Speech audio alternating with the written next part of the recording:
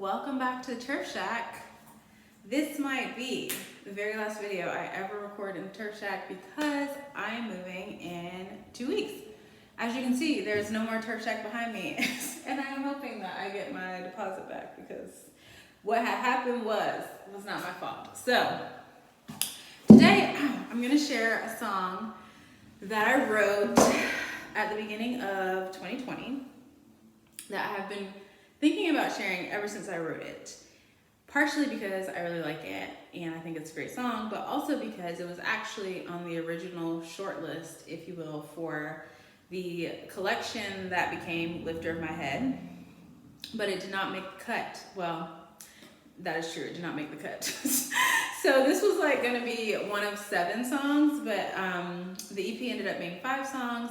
The other song that I was gonna put on it was Beach People, which I shared the weekend of New Year's, I think. So if you are interested in hearing that one, it is in a double feature video here on my channel, and I'm wearing a black hoodie and I still have the Turf Shack behind me.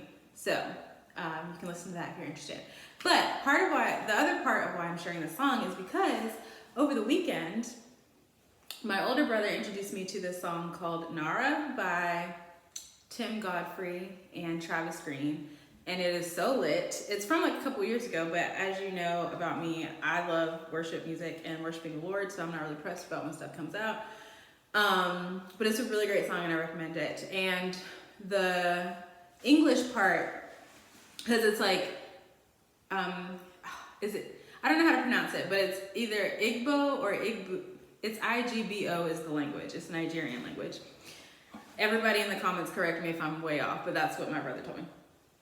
And so it's got like this beautiful African language in it, but the English part is also beautiful because their accent, and it says, "What shall I render to Jehovah? For he has done..."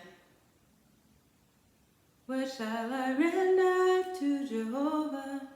For he has done so many things for me, or something like that. But the verse that it comes from biblically is, I'm assuming, there's a verse that says that very thing, so I made the connection, is Psalm 116, verse 12, which says, "What shall I render to the Lord for all his benefits to me? I will lift up the cup of salvation and call on the name of the Lord. I will pay my vows to the Lord in the presence of all of his people." And so that was like part of what brought this song to mind. And then the other thing is, when I was in church, sorry, I was thinking like I didn't actually go to church, it was virtual church, but then we had members meetings, so I did go to church.